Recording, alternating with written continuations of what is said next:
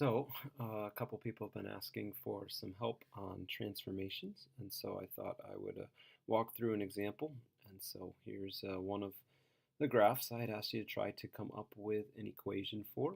And so it looks like a square root graph. And so I'm going to start by just graphing y equals the square root of x. And then I'm going to start to look at what sort of changes have happened. And I can see that this graph, well, normally the square root graph would go from its vertex up 1 over 1. This one has gone up 3 over 1. Normally it would go up 2 over 4, but this one seems to go up 6 spaces and over 4. And so vertically, this one appears to be taller than normal by a factor of 3. And so one way that you can accomplish a vertical stretch is to take the y value and replace it with y divided by 3. And so now we've got a graph that's taller. Then I also notice that it has been shifted. It looks like it's shifted 5 units in the negative x direction, and to accomplish that you would take x out and replace it with x plus 5. And also looks like it's been shifted down 3 spots, and so to accomplish that I would take y out and replace it with y. Let's see, if I want to go in the negative direction, I replace it with y plus 3. And so here's an equation that produces the same graph as the other. If you don't like this y plus something, or if it's quiz day and you want to check on your calculator if this is right, then you'd have to put this sort of thing in y equals mode. To do that, I probably would multiply both sides by 3 to produce this guy, 3 square roots of x plus 5. And this brings up an important issue. A divide by 3 on the y equals side of things is often similar to a timesing by 3 on the opposite side. And so a lot of people, when they learn transformations, learn instead to grow something vertically. You put a multiplier on this side. I get it. It's the same sort of thing. Then this y plus 3 I would want to get rid of, so I'd subtract 3 from both sides. So y equals the 3 square roots of x plus 5. And then we can write minus 3. And again, some people learn that a minus 3 on here accomplishes your shifting down of 3. Whereas I learned that if you take y and you replace it with y plus 3, that shifts it down 3 spots. Those thoughts are equivalent, just different to a little bit different in how you think about it. So anyway, there's the transformations for that one. Let me put all these into a folder, and maybe we'll do one more example second.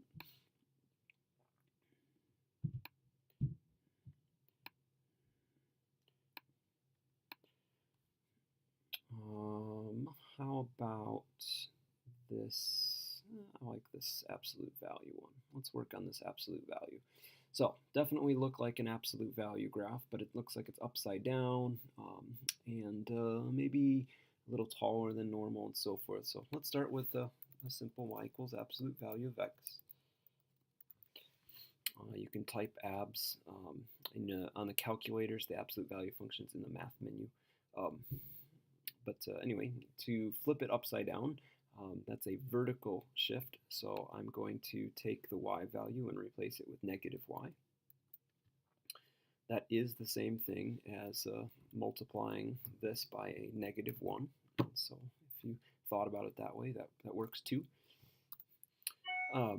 The graph appears to be, well, normally we go over 1, down 1, over 2, down 2, over 3, down 3. This one looks like if we go over 1, we're going down 2. And if we go down over 2, we're going down 4 spaces. So that seems like it's twice as tall as normal. And so You could accomplish that twice as tall by taking y out and dividing it by 2. And so we'll write y over 2. Now you'll notice this is taller, just like that one's taller.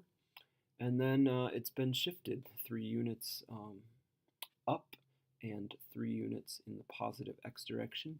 And so both those positive changes would suggest we make an x minus 3 and a y minus 3 change.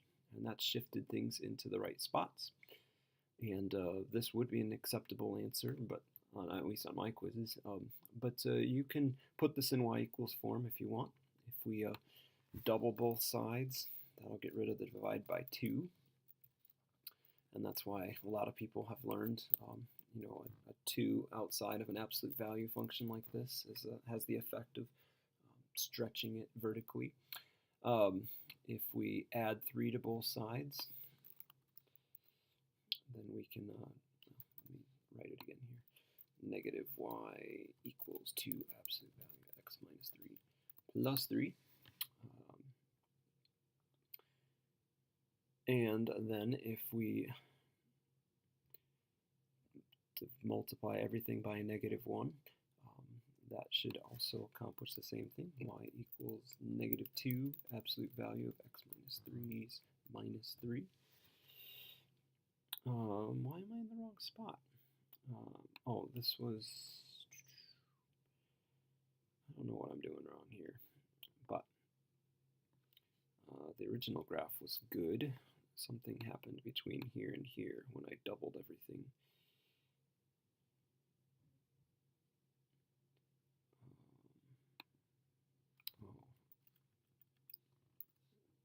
Yes, that was it. It should have been in parentheses.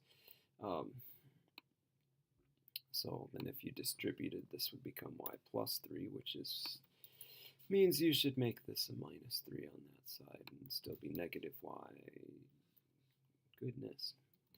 Well, I will admit there is a little bit of an art form sometimes to these transformations. Sometimes a little trial and error, but the principles we've learned can certainly help get you in the right direction. I'm missing some detail here, and I'm feeling stupid trying to film a video for y'all, but somewhere in there was, let's see, it's good up until this point. So I would subtract 3 from both sides, 2 absolute value of x minus 3's. That's still the same thing.